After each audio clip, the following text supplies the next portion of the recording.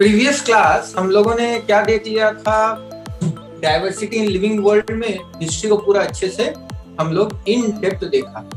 अब इस क्लास में हम लोग अपने डिस्कशंस को आगे बढ़ाएंगे। आज की क्लास में हम लोग यही देखने वाले साइंटिफिक नेमिंग मेथड्स कितने प्रकार हैं। तो ये नेमिंग सर्टेन कोड्स बेस्ड होता है। अब बचपन में होता नहीं है, आप लोग भाई बहन लोगों में मान लीजिए फ्रिज से कुछ खाना हो या फिर आप लोग पढ़ नहीं रहे हो, सो रहे, ठीक है, पिताजी बाहर गए हैं, आप लोग सो रहे हो। अब आप लोग में आपस में साझेदारी हो जाता है कि अगर पापा आएगा ना तो कोडवर्ड में बुलाना कि पापा आगे उठ जाओ भैया। या अगर फ्रिज से कुछ खोल के खा रहे हो तो मम्मी आ रही है कि नहीं आ रही है, कुछ कोडवर्ड में आप लोग बोलोगे। आप लोग थोड़ा सा छींक दोगे, ताली मार दोगे कुछ, तो ये कोडवर्ड कौन समझ रहा है? आप और आपके भाई या बहन समझ रही है। वो फाइलम लॉन्ग को बोलते हैं, क्लो। लॉन्ग सुने होंगे आप लोग, क्लो है ना, वो बिरयानी वगैरह बनता है तो उसमें हम लोग बहुत बढ़िया कूट के एकदम लौंग इलायची वगैरह देते हैं। तो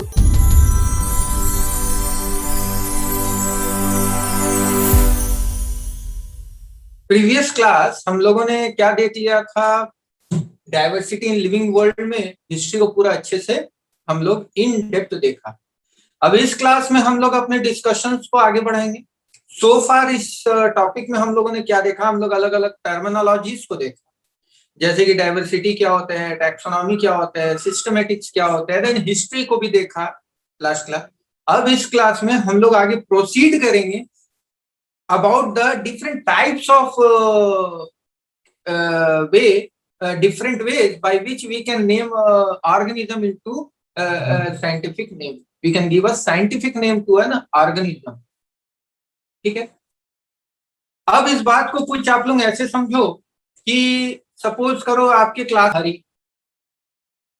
अब सेम नेम से क्लास में अगर दो बच्चा और हो जाए हरी, तो टीचर बोलेगी हरी तो तीनों का तीनों खड़ा हो जाए। बड़ा समस्या है ना। तो अगर सोचिए, अगर आप मार्केट में जाते हो और वहां बोलते हो आम, तो सामने वाला भी कंफ्यूज रहेगा कौन सा आम देना है, बिकॉज उसमें भी वैरायटी आ जाते हैं। ठीक है। तो सिमिलरली साइंटिस्टों ने, खासतौर से जो बायोलॉजिस्ट हैं, उन लोगों ने सोचा इतने सारा ऑर्गेनिज्म है, क्यों ना इनको एक प्रॉपर नेम दिया जाए, एक यूनिक नेम दिया जाए, एक ऐसा नेम कि कोई दूसरा ऑर्गेनिज्म को वो नेम ना पड़ा हो, बेस्ड अपॉन इट्स कैरेक्टरिस्टिक। तो साइंटिस्टों ने साइंटिफिक नेम को सामने लाया। अब सोचिए, ये नेमिंग सर्टेन कोड्स बेस्ड होता है। अब बचपन में होता नहीं है, आप लोग भाई बहन लोगों में मान लीजिए फ्रिज से कुछ खाना होगा या फिर आप लोग पढ़ नहीं रहे हो, सो रहे हो, ठीक है, पिताजी बाहर गए हैं, आप लोग सो रहे हो। अब आप लोग में आपस में साझेदारी हो जाता है कि अगर पापा आएगा ना तो कोडवर्ड में बुलाना कि पापा आगे उठ जाओ भैया। या अगर फ्रिज से कुछ खोल के खा रहे हो तो मम्मी आ रही है कि नहीं आ रही है, कुछ कोडवर्ड में आप लोग बोलोगे। आप लोग थोड़ा सा छींक दोगे, ताली मार दोगे कुछ, तो ये कोडवर्ड कौन समझ रहा है? आप और आपके भाई या बहन समझ रही है। वो कोडवर्ड आपके पिताजी माताजी नहीं समझ रहे होंगे, राइट। तो सिमिलरली ये साइंटिफिक नेम जो दिए गए हैं, ये बायोलॉजिस्ट के द्वारा दिए गए सर्टेन कोडवर्ड्स हैं जो वो लोग समझेंगे। जैसे उनको बोल दिया जाएगा मान लीजिए मैग्नीफेरा इंडिका, तो वो समझ जाएंगे कि अच्छा ये मैंगो के बारे में बोल रहा है। अब जो रास्ते के सामने वो फ्रूट सेलर है, उसको जाके बोलिएगा भैया 1 किलो मैग्नीफेरा इंडिका दे दीजिए, क्या बोलेगा वो? तो वो सोचेगा कि ये क्या मांग रहा है पता नहीं, वो सिंपली बोल देगा नहीं है भैया, हम ये सब चीज नहीं बेचते हैं। तो ये कोडवर्ड जो साइंटिफिक, सर वो वाला एक नेम क्या बोले? Mangifera indica. I'll give the name. I'll give the name and I will also ask you to find out the scientific name of some common organism. बहुत जल्द आप लोगों को ये टास्क भी देने वाले हैं। आप लोगों को नहीं भी तो कम से कम 50 to 100 ऑर्गेनिजम्स का साइंटिफिक नेम याद करवाना है, ये मेरा टास्क है। ठीक है। तो ये मैं कह रहा था कि अगर आप कॉमन फ्रूट सेलर को बोलोगे कि भैया 1 किलो मैग्नीफेरा इंडिका दे दो, तो वो क्या ही समझेगा। ठीक है। तो वो उससे तो कुछ समझ नहीं आएगा, पाला ही नहीं पड़ेगा, वो बोलेगा भैया हम नहीं बेचते। उसको उसके जुबान वाले वर्नाकुलर नेम बोलना पड़ेगा तभी वो समझ आएगा। तो ये साइंटिफिक नेम एक्चुअली साइंटिस्टों के द्वारा यूज करना है या जो उस प्रोफेशन से लिंक कर रहा है, राइट। सो नाउ आज के क्लास में हम लोग यही देखने वाले साइंटिफिक नेमिंग मेथड्स कितने प्रकार हैं। तो साइंटिफिक नेमिंग मेथड्स एक्चुअली कई प्रकार हो सकते हैं, मोर स्पेसिफिकली 3 टाइप्स देखे गए। सबसे पहला जो टाइप है वो है पॉलिनोमियल नोमेनक्लेचर। अब ये पॉलिनोमियल नोमेनक्लेचर जो है ये पहला अटेम्प्ट किया गया था साइंटिफिक नेम देने के लिए सर्टेन ऑर्गेनिज्म, और ये जो नेम दिया जा रहा था ये कुछ एक ऑर्गेनिज्म को देखा गया और उसके कैरेक्टरिस्टिक्स को नोट डाउन किया गया, और उस कैरेक्टरिस्टिक्स को एक एक लैटिन वर्ड दिया गया और उसको कंबाइन करके एक कंप्लीट नेम दिया गया। अब एग्जांपल के तौर पे अगर देखा जाए, मान लीजिए एक एग्जांपल मैंने दिया यहाँ पे, क्रायोफाइलम। ठीक है, क्रायोफाइलम किसको बोलते हैं? Any idea? No idea. Caryophyllum long को बोलते हैं, क्लोव। लौंग सुने होंगे आप लोग, क्लोव, है ना? वो बिरयानी वगैरह बनता है तो उसमें हम लोग बहुत बढ़िया कूट के एकदम लौंग इलायची वगैरह देते हैं, तो इसमें से जो लौंग है उसको हम लोग कहते हैं क्रायोफाइलम। अब सुनिए, ये पॉलिनोमियल नोमेनक्लेचर में क्रायोफाइलम सुनने में कितना अच्छा लग रहा है ना, ब्यूटीफुल सा नेम। लेकिन अब सोचिए पॉलिनोमियल नोमेनक्लेचर में क्रायोफाइलम को कैसे नाम दिया गया। जनरली वो 6 वर्ड के नाम रहे, कुछ क्लब कर दिए गए 6 characteristics, and it read it like Caryophyllum saxatilis foliis gramineis umbellatis corymbis. इतना बड़ा नाम दिया गया। इजी टू रिमेम्बर, इजिली याद कर लोगे? सभी के चेहरे उतर गए कि इतना लंबा लंबा नाम याद करना होगा, राइट? एक छोटा सा लौंग है, उसको भी नहीं पता होगा कि उसको इतना बड़ा नाम दिया गया। इट इज जस्ट लाइक कि अगर गौरांगो मिश्रा है तो उसका नाम को हम एक्सपेंड कर दे, ठीक है, गौरांगो प्रकाश चंद्र मिश्रा, और आगे 2-4 जोड़ दो, सिन्हा जी, वर्मा जी, तिवारी। सामने वाला भी कंफ्यूज हो जाएगा कि एक आदमी का नाम है या पूरा डिस्ट्रिक्ट का, जिले का आदमी का नाम बोला जाए। ठीक है, तो पॉलिनोमियल नोमेनक्लेचर में ये थोड़ा सा डिफेक्ट था। अब जैसे ये क्रायोफाइलम को हम लोगों ने क्या 6 वर्ड के नाम दे दिया, अलग अलग कैरेक्टरिस्टिक, क्रायोफाइलम सेक्सटालिस फॉलिस ग्रामिनेसियस अम्बेलेटिस कोरम्बिस। अब इसका मतलब क्या होता है? इसका मतलब होता है कि Caryophyllum is growing on rocks possessing some grass like leaves, okay, and umbellate corim arrangement of flowers। ठीक है, umbellate corim arrangement of flower। अब ये umbellate corim arrangement of flower किसको बोलते हैं? छतरी देखे हैं, अभी तो बारिश का सीजन उतर चुका होगा, आप लोग छतरी का तो यूज किए होंगे, अम्ब्रेला। लड़के लोग भीग जाना पसंद करते, they feel it cool, but generally लड़कियां छतरी यूज करके चलती है। तो छतरी अगर आप देखे होंगे, छतरी को जब ऐसे खोलते हैं, छतरी को जब खोलोगे तो वो कैसा दिखता है? ये कुछ ऐसा एक हैंडल जैसा रहता है और इससे कुछ उसके स्पोक्स निकले रहते हैं, राइट? इसमें भी कुछ वैसा ही होता है। ठीक है, इसमें कुछ ऐसे सर्टेन स्पोक्स निकले रहते हैं।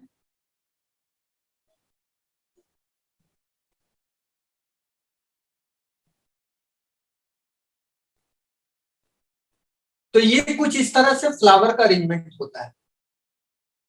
इसको ही हम लोग कहते हैं कॉरिम्ब अरेंजमेंट ऑफ फ्लावर।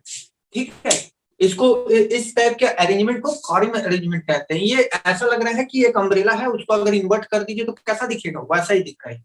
उसके जो स्पोक्स नहीं होते अम्ब्रेला के, they are attach to a common. ठीक है, तो इस तरह से फ्लावर होते हैं। फ्लावर के भी बहुत टाइप होते हैं। जब हम लोग फ्लावर टॉपिक को समझेंगे तो उस टाइम समझेंगे अलग अलग अरेंजमेंट ऑफ फ्लावर्स क्या है। अभी इतना ही समझ लीजिए कि क्रायोफाइलम के जो फ्लावर अरेंजमेंट है वो कॉरिम्ब नेचर के। याद रखिएगा, ये टर्म फिर फ्लावर में भी हम लोग समझेंगे। यहां से भी एक क्वेश्चन आ सकते हैं, वो पूछ सकता है कि क्रायोफाइलम का फ्लावर अरेंजमेंट किस टाइप का है। याद रखिएगा, ये कॉरिम्ब अरेंजमेंट टाइप फ्लावर। ठीक है, तो आप देख सकते हो पॉलिनोमियल नोमेनक्लेचर में एक छोटे से क्लोव को कितना लंबा चौड़ा तरीके से दिया गया। और इसका सोचो, अगर याद करने के लिए दिया जाए, अभी तो ये एक लिविंग ऑर्गेनिज्म का मैंने नाम दिया, अगर पॉलिनोमियल नोमेनक्लेचर को यूज कर देते हैं दुनिया में जितने ऑर्गेनिज्म है, तो सोचो साइंटिस्ट वाकई में बोलता कि भैया मेरे को माफ करो, बायोलॉजी मेरे बस की। अब इतना नाम कौन याद रखेगा भाई, है? और इसमें एक और डिमेरिट है, इसमें एक और क्या डिमेरिट है कि एक तो भैया डिफिकल्ट टू रिमेम्बर, सेकंड क्या है, सेकंड ये है कि ये वेरी कर जाएगा, ये वेरी कर जाएगा विद द डिफरेंट वर्कर। अभी मान लीजिए कि झारखंड में जो क्लोव को स्टडी करेगा वो कुछ सर्टेन कैरेक्टर देखेगा, सेम क्लोव को स्टडी करने वाला अगर दिल्ली में रहा, भोपाल में रहा या केरल में रहा, वो लोग अलग अलग कैरेक्टर देख लेगा। अब उसके कैरेक्टर के बेसिस में वो लोग अपना नाम दे देगा, तो यूनिफॉर्मिटी नहीं रहा नेमिंग में। अब मैंने क्या कहा था कि साइंटिफिक नेमिंग में यूनिफॉर्मिटी होता है, वर्नाकुलर नेम में यूनिफॉर्मिटी नहीं होता है। Is that clear? Right now, तो ये वाला खारिज हो गया, ये वाला अब हम लोग यूज नहीं करते, अब फ्लीट हो गया ये, अब इसका कोई यूज नहीं होता polynomial, thank God, God saved us, right. तो हम लोग कौन सा नेमिंग प्रोसेस को यूज करेंगे? We will prefer to use the binomial nomenclature. अब ये बाइनोमियल नोमेनक्लेचर जो है ये लैटिन वर्ड से डिराइव किया गया, जहां पे ये बिस का मतलब क्या होता है? ट्वाइस, और नोमेन का मतलब क्या होता है? नेम, एंड क्लैरिक का मतलब क्या होता है? कॉल।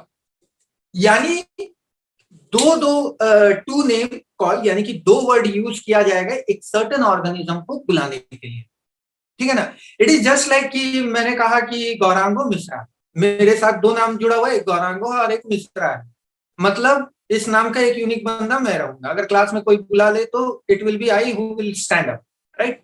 तो सिमिलरली ऑर्गेनिज्म को भी इस तरह से एक सरनेम दिया गया और एक मेन नेम दिया गया, राइट। नाउ अब ये जो system of giving scientific name to an organism consisting of two word, दो वर्ड है, ठीक है।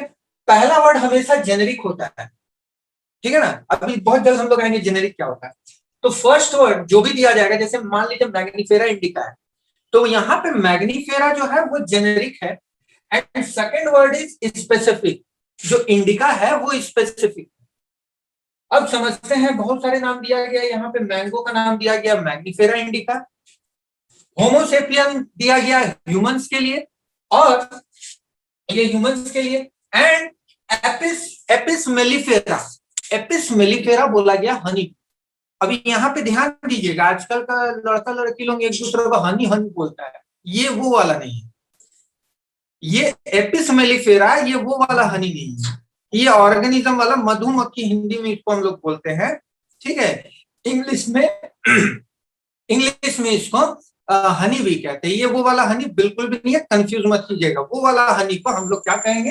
होमोसेपियन कहेंगे, ठीक है। वो वाला हनी को होमोसेपियन कहेंगे, लेकिन ओरिजिनल वाला जो हनी भी है उसको हम लोग कहेंगे Apis mellifera. I hope so ये क्लियर है, राइट। नाउ अब इसमें मान लीजिए एग्जांपल के तौर पे हम लोग मैंगो को ही कंसीडर करते हैं। यहाँ जो फर्स्ट वर्ड है मैग्नीफेरा, ये क्या है? मैग्नीफेरा ये जेनेरिक या फिर जीनस को रिप्रेजेंट करेगा, जहां से ये स्पीशीज बिलोंग कर रहा है। जैसे मैंने कहा मैग्नीफेरा इंडिका, तो मैग्नीफेरा जो है वो मैंगो कम्युनिटी को रिप्रेजेंट कर रहा है, पूरा का पूरा मैंगो कम्युनिटी जितना भी है। अभी टाइप्स पे हम लोग नहीं जाएंगे, जितना भी वर्ल्ड में मैंगो है ये उसको रिप्रेजेंट करेगा मैग्नीफेरा। यानी कि बोला जाए तो ये एक नाउन की तरह काम कर रहा है, बोला जाए तो ये एक नाउन की तरह काम कर रहा है। और हमें पता है इंग्लिश ग्रामर से इतनी आइडिया है कि नाउन जब भी हम लोग लिखते हैं उसका पहला लेटर क्या होता है? कैपिटल होता है, राइट। इतना तो पता है। तो इसमें भी हम लोग फर्स्ट लेटर को कैपिटल में लिख देंगे। सो फार क्लियर कैसे नेमिंग किया जा रहा है। सेकंड लेटर जो है, सेकंड वर्ड जो है वो क्या है? वो एक स्पेसिफिक नेम है। वो क्या है? एक स्पेसिफिक नेम है। जैसे कि मैग्नीफेरा हो गया जीनस का नेम, जिस कम्युनिटी से बिलोंग करता है। अब उस कम्युनिटी का एक स्पेसिफिक पार्ट को हम लोग टच करेंगे, जैसे कि इंडिका। यानी इंडिका जो है ये इस स्पीशीज को रिप्रेजेंट कर रहा है, इंडिका स्पीशीज को रिप्रेजेंट कर रहा है, ठीक है। इस तरह से बहुत सारे नाम हो जाएंगे। सैकरोमाइसिस सरीवेसी, यानी वो सरीवेसी स्पीशीज को रिप्रेजेंट करेगा। सैकरोमाइसिस पॉम्बे, यानी कि वो पॉम्बे स्पीशीज को रिप्रेजेंट करेगा, राइट। तो पहला नाम नाउन के तरह एक्ट किया, तो दूसरा नाम क्या कैसे एक्ट करेगा? वो एक एडजेक्टिव की तरह एक्ट करेगा, वो एक एडजेक्टिव की तरह एक्ट करेगा। एंड उसके हमेशा जो फर्स्ट लेटर होगा वो हमेशा स्मॉल होगा, ठीक है। फर्स्ट लेटर हमेशा स्मॉल रहेगा। देखिए अब जब इसको प्रिंट मारोगे मान लीजिए कंप्यूटर प्रिंट मार रहा है, आजकल प्रिंटिंग का जमाना आ गया, तो जब कंप्यूटर में प्रिंट करेंगे पहला लेटर बोल्ड में रहेगा, दूसरा वाला इटैलिसाइज्ड हो जाएगा यानी इटैलिक फॉन्ट में आ जाएगा, ये नियम है। सिमिलरली अगर आप हैंड रिटन कर रहे हो, हाथ से लिख रहे हो, तो हाथ में आप इटैलिक क्या ही लिखोगे, ये तो पूरा का पूरा इटैलिक दिख रहा है, कर्सिव, है ना। तो इस केस में कंफ्यूजन हटाने के लिए हम लोग क्या करेंगे, इसको अंडरलाइन ऐसे कर, will underline it out. Is that clear? हम लोग इसमें अंडरलाइन कर रहे हैं, ठीक है, याद रखिएगा, इसको ऐसे अंडरलाइन कर देना। क्लियर? सो फार क्लियर? अब मान लीजिए कि आपने कोई एक ऑर्गेनिज्म खोज लिया, सपोज कीजिए आपने एक ऑर्गेनिज्म खोज लिया, एग्जांपल में ले लीजिए ना कि आर्यन ने एक ऑर्गेनिज्म खोज लिया मैग्निफेरा इंडिका। अब खोजा आर्यन है, उसको क्रेडिट मिलना चाहिए कि नहीं मिलना चाहिए? है, हर कोई चाहेगा कि मेरा नाम अमर हो जाए, है ना, ताकि आने वाला जो भी जनरेशन उसको पढ़ रहा होगा, आर्यन का नाम पता होना चाहिए कि भाई उसने मैग्निफेरा इंडिका खोजा है। तो इस नाम को अमर करने के लिए क्या तरीका है, हम क्या करेंगे, आखिरी में आर्यन का नाम लिख देंगे, जैसे मैग्निफेरा इंडिका आर्यन। अब ये ऑप्शन आपके पास है, पूरा लिखिए या सिंपली आर्यन का ए डॉट करके छोड़ दीजिए या ARY करके छोड़ दीजिए, ये आपके ऊपर डिपेंड कर रहा है, ठीक है। तो जो भी फाउंडर का नाम है वो चाहे तो लास्ट में ऐड कर सकता है, ठीक है। I am pretty much sure कि अब आप लोग काफी ज्यादा क्यूरियस हो गए होंगे अपने आसपास के नए ऑर्गेनिजम्स को आइडेंटिफाई करने के लिए। अभी भी इंसेक्ट वर्ल्ड में बहुत सारे ऐसे ऑर्गेनिज्म हैं जो आइडेंटिफाइड नहीं हुए हैं, तो आई होप सो बारिश का मौसम में अभी बहुत सारे इंसेक्ट आ रहा होगा, आइडेंटिफाई करना चालू कर दीजिए, क्या पता यूनिक ऑर्गेनिज्म मिल जाए और उसके बाद आप लोग अपना नाम ऐड कर सकते हो, आखिरी में कुछ भी दे सकते हो, पल्लवी पी डॉट कर देगी, कुछ भी एक लैटिन नेम देने के बाद पी डॉट, तो इसका मतलब C is the founder of this organism, right. Now name of the discoverer is place at the end. अभी एग्जांपल में जैसे मान लीजिए ये मैग्निफेरा इंडिका, ये जितने भी लिविंग ऑर्गेनिज्म था ये ऑलरेडी लिन के द्वारा दिया गया था। ये लिन मतलब क्या, या इस टाइप से एल डॉट करके लिख देंगे, इसका मतलब क्या, लिनेनियस। आपको याद होगा हम लोगों ने हिस्ट्री में पढ़ा था, Carolus लिनेनियस actually devised this binomial nomenclature. Carolus Linnaeus actually devised this binomial nomenclature, ठीक है। तो ये क्रेडिट उसको जाता है, तो उन्होंने ऑलरेडी बहुत सारे ऑर्गेनिजम्स को आइडेंटिफाई कर दिया था, इसीलिए क्रेडिट में आखिरी में कुछ इस टाइप से लिख दिया जा रहा है। Is it clear? यहां तक क्लियर हुआ, राइट? तो सो फार एनी डाउट, कोई डाउट है?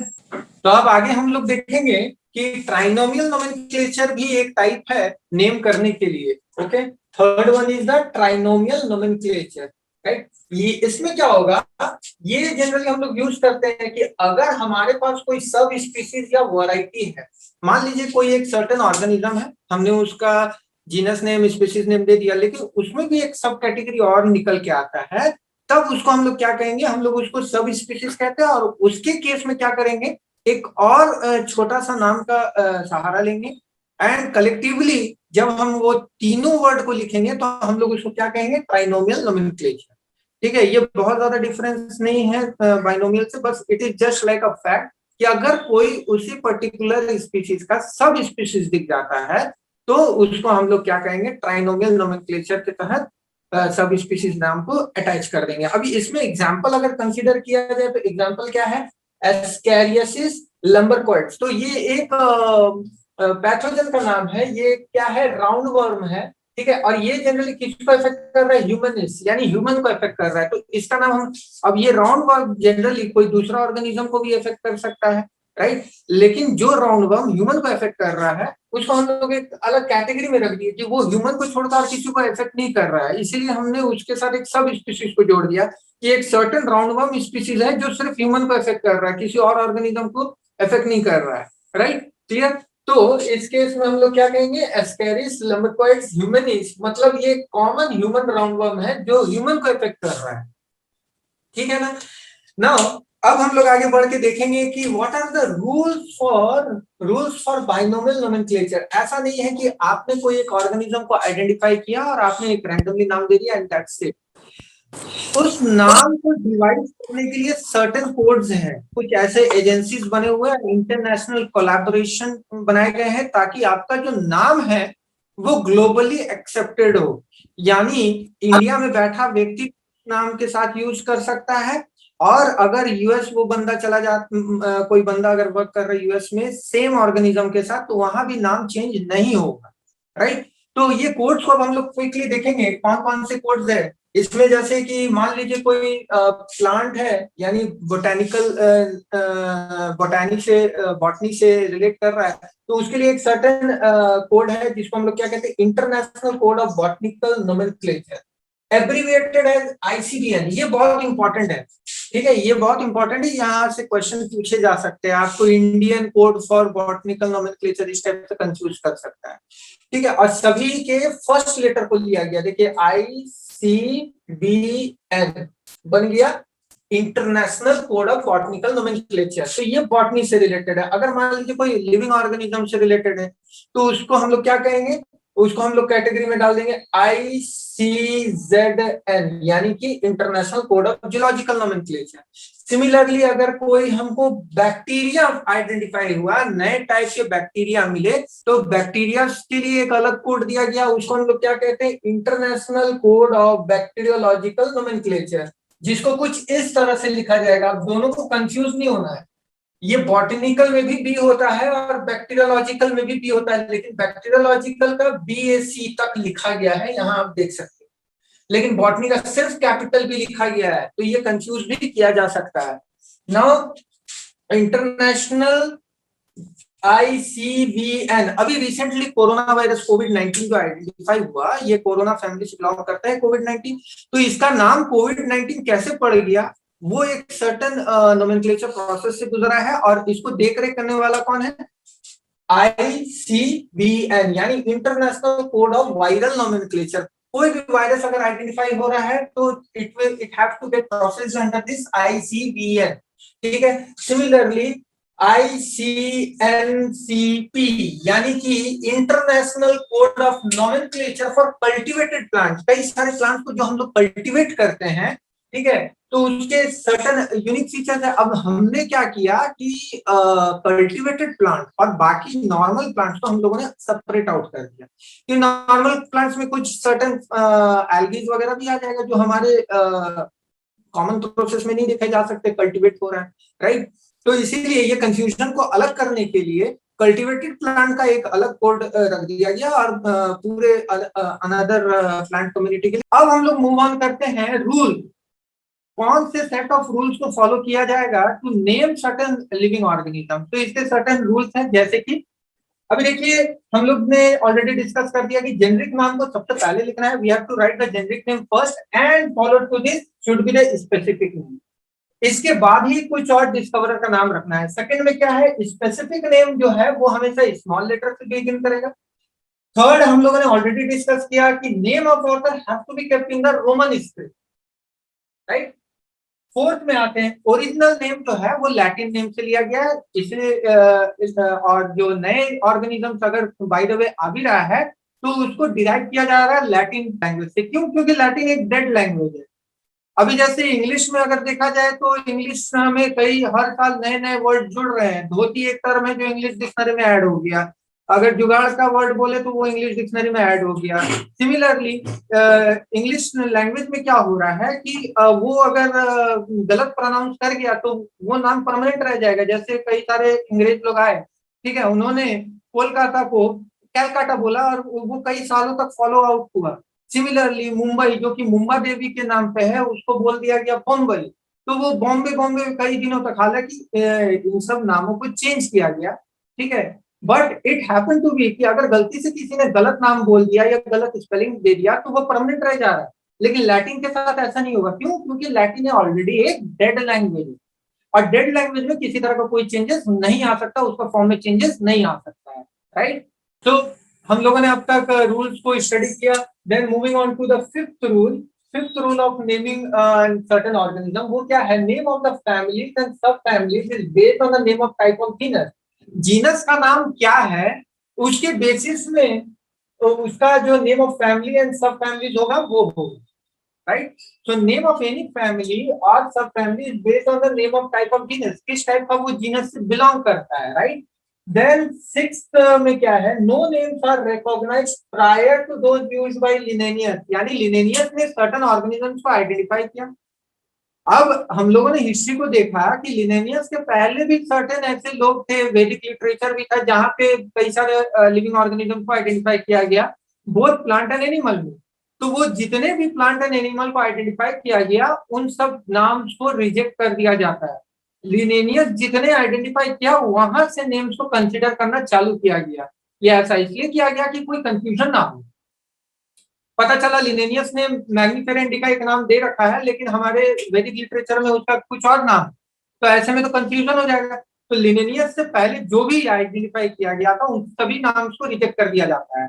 देन उसके बाद हम लोग मूव ऑन करेंगे that scientific name is printed in italic. तो जब हम लोग प्रिंट करेंगे, प्रिंट आउट निकाल रहे कंप्यूटर से, तो वो साइंटिफिक नेम इटैलिक में रहेगा, लेकिन जब हैंड रिटन होगा तो वो अंडरलाइन होना चाहिए। Already I have discussed this point. Then it is in publishing a new name, the type specimen of the material is kept। यानी कि मान लीजिए आपने कुछ एक सर्टेन ऑर्गेनिज्म को आइडेंटिफाई किया, राइट? तो अब आपने ऑर्गेनिज्म को आइडेंटिफाई किया तो आप उसका एक फोटो रखोगे, उसका स्पेसिमेन बना के रखोगे कि अगर मान लीजिए मेरे को डाउट हुआ, मुझे आप पे यकीन नहीं हुआ, हम आ गए, हो सकता है ना आप फोटोशॉप कर लिए है, कोई एक ऐसा डॉग दिखा है जिसका मुंह गोट के जैसा और बाकी का जो धड़ है वो कुछ डॉग जैसा है, और आपने उसको नाम कर दिया फोटोशॉप करके। तो ये भी तो हो सकता है कि आप फोटोशॉप किए, तो मुझे वो प्रूफ चाहिए ना, तो आप उसको कहीं स्पेसिफाई स्पेसिमेन बना के रखे होंगे, तो I will come, I will verify, right? तो अब ये टाइप स्पेसिमेन बहुत तरह के होते हैं, वो हम लोग किसी और क्लास में डिस्कस करेंगे, ठीक है? तो अभी के लिए ये समझिए कि जितने भी टाइप के स्पेसिमेन है उसको प्रिजर्व किया जाता है, ठीक है, मटेरियल उसको रखा जाता है, it should not be discarded. Now new scientific name is thought on the basis of the characteristic और द पर्सनालिटी और द प्लेस। जो भी नया नाम सोचा जाएगा वो जगह के कैरेक्टरिस्टिक या उस ऑर्गेनिज्म का पर्सनालिटी या उस जगह का प्लेस के ऊपर रखा जाएगा। It shouldn't have any link with the previously published name. Previously published name कुछ भी हो उसके साथ कोई लिंक नहीं होना चाहिए, नहीं तो फिर से वो कंफ्यूजन क्रिएट हो जाएगा। तो ये हो गए कुछ सर्टेन रूल स्पेसिफिक, ऐसे तो रूल्स बहुत सारे हैं लेकिन ये कुछ प्रोमिनेंट 9 रूल्स है, ठीक है? अब हम लोग देखेंगे कि इसका एडवांटेजेस वाकई है क्या, binomial nomenclature of scientific naming of an organism, क्या इसका वाकई कोई एडवांटेजेस है? तो ये हम लोग स्टडी करेंगे। अब तक तो हम लोग ये आइडिया लग ही चुका है कि वर्नाकुलर नेम से ज्यादा बेटर है साइंटिफिक नेम। साइंटिफिक नेम में भी पॉलिनोमियल नोमेनक्लेचर, बाइनोमियल नोमेनक्लेचर, दोनों में से सबसे बेटर है बाइनोमियल नोमेनक्लेचर। अब बाइनोमियल नोमेनक्लेचर में क्या फायदे हैं, क्या एडवांटेजेस है, तो उसको हम लोग स्टडी करेंगे। तो सबसे पहला क्या है कि एवरी स्पीसीज का सिंगल स्पेसिफिक नेम, ऐसा कोई कंफ्यूजन नहीं क्रिएट होगा कि किसी एक सर्टेन स्पीसीज का नाम जो है दूसरे को पड़ गया है, सर्टेन स्पेसिफिक नेम है। दूसरा क्या है, no possibility in change in spelling. क्योंकि लैटिन से लिया गया तो स्पेलिंग तो चेंज होगा नहीं, क्योंकि लैटिन एक डेड लैंग्वेज है, उसमें किसी तरह का कोई करेक्शन, कोई एडिट नहीं हो सकता है, right? Then third is universally accepted. आपने अगर इंडिया में कोई एक ऑर्गेनिज्म को आइडेंटिफाई कर लिया है, नेमिंग हो चुका है, तो यूएस जाइए, यूरोप जाइए, कहीं रसिया जाइए, कहीं पे भी जाइए, उसका नाम जो है वही रहेगा, वो चेंज नहीं होने वाला है, राइट? देन जनरली डिस्क्रिप्टिव, और जो भी ऑर्गेनिज्म जैसे आइडेंटिफाई किया वो डिस्क्रिप्टिव होते हैं, अपने आप में वो डिस्क्रिप्टिव होते हैं। क्यों? क्योंकि वो जीनस से डिराइव्ड होते हैं, जीनस से इन्फ्लुएंस्ड होते हैं, ठीक है? Then short and easy to recall, unlike polynomial nomenclature, वो इतने 6 वर्ड के कंपाउंड वर्ड थे बहुत सारे, इसमें सिर्फ 2 वर्ड है, easy to recollect, easy to remember, right? Then 16 incorrect name can be easily corrected. अगर गलती से, जैसे कि मैंने कहा था ना, मुंबई को बॉम्बे कर दिया गया और वो कितने सालों तक लोगों ने उसको बॉम्बे बॉम्बे कहने लगा, अनटिल अनलेस फिर उसको रिकरेक्ट किया गया। लेकिन इसमें वैसा नहीं है, इसमें बहुत इजीली करेक्ट कर दिया जाता है, प्रोसेस होता है जिसके थ्रू जाना पड़ेगा एंड देन इजीली वो नेम को करेक्ट कर दिया जाएगा अगर गलती से उसको गलत नाम पड़ गया है तो। Then finally it indicate the relationship with other species present in the same genus. तो अब जैसे मान लीजिए सैकरोमाइसिस है, Saccharomyces cerevisiae and Saccharomyces pombe. अब इसमें क्या है, रिलेशनशिप आप डिराइव कर सकते हो कि पॉम्बे में और सेरिपेसे में दोनों ही सैकरोमाइसेस है, लेकिन दोनों में क्या रिलेशनशिप है, क्या डिफरेंस है, क्या सिमिलैरिटीज है, वो आइडेंटिफाई हम लोग कर सकते हैं इसके जरिए। It indicate the relationship with other species present in the same genus, उसी जीनस में दूसरे स्पीशीज का रिलेशनशिप को आइडेंटिफाई कर सकते हैं। कोरोना फैमिली में बहुत सारे स्पीशीज मिल जाएंगे, अब उसमें हम लोग क्या है इजिली आइडेंटिफाई कर सकते हैं कोविड-19 मतलब उसका क्या रिलेशनशिप रह रहा है बाकी कोरोना फैमिली के वायरस के कंपैरिजन में। तो आज के लिए हम लोग यहीं पे रुकते हैं। अगले क्लास में हम लोग देखने वाले हैं नोमेनक्लेचर के टाइप, ठीक है, classical nomenclature and modern nomenclature, and then फिर हम लोग मूव ऑन कर देंगे टैक्सोनॉमिक कैटेगरीज क्या क्या है, ठीक है। तो आज के क्लास में किसी तरह का कोई डाउट तो प्लीज मुझे बताइएगा, let me know. So far any doubt you are free to ask question.